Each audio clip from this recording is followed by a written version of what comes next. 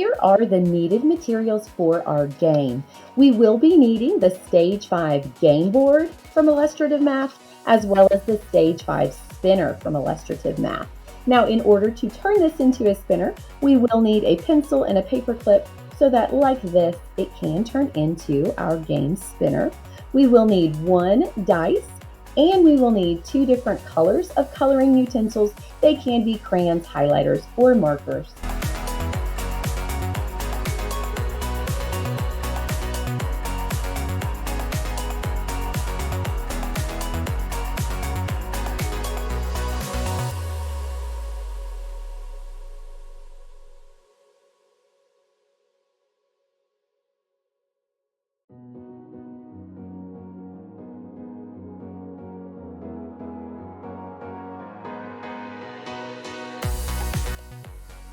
You will be playing this game with a partner, and you and your partner will each have your own unique color, which you will use to capture squares on the game board.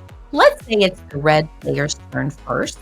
The red player will roll the dice, and this will be the first factor. Then the player will spin the spinner to get the second factor. Oh, let me try that again. There we go. My second factor is 2. Well, I take a look and I say, okay, 5 times 2 equals 10. I take a look at the game board and I do not see 10. If that happens to you, no worries. Just roll again until you do find a product in the line that you can shape. My first factor is 6. My second factor is, let's try it again. My second factor is 2. Well, 6 times 2 is 12. And that is a product on the game board. So I'm going to use my color, and I'm going to color one of the line segments that surrounds the 12. I have claimed a line segment, so now it is the blue player's turn. The blue player will do the same thing. Their first factor is 4, and their second factor is 2. 4 times 2 equals 8. There's the 8. They're going to capture one line that surrounds the 8. This is the way the game is played. We go back and forth until we have a certain number of squares. Let me tell you how you get squares. Now, when you're playing, you are going to be capturing line segments. If there's not a line segment available, or if there's not a product available, you'll roll again until you can capture a line segment.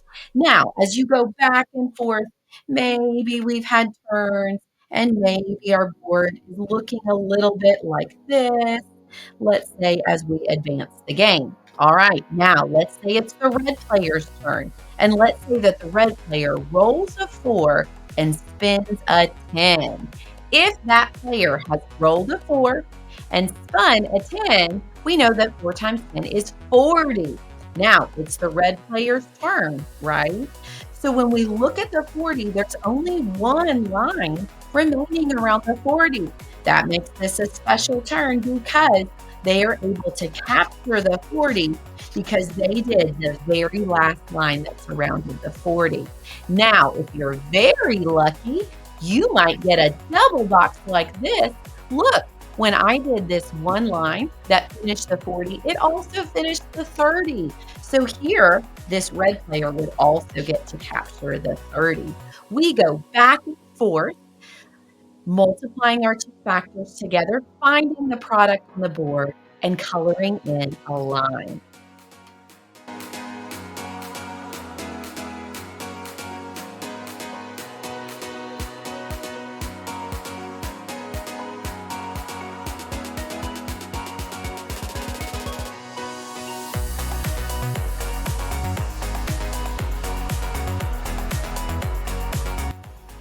A player wins the game when they are able to capture 3 squares. So let's pretend like it is the red player's turn. And the red player has spun a 2 and rolled a 6.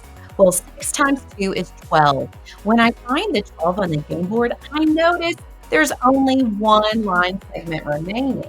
So I color in that line segment, and since the 12 is now surrounded, I also get to capture or claim this square. Take note, there are 3 red squares on the board. 1, 2, 3. the red player wins the game.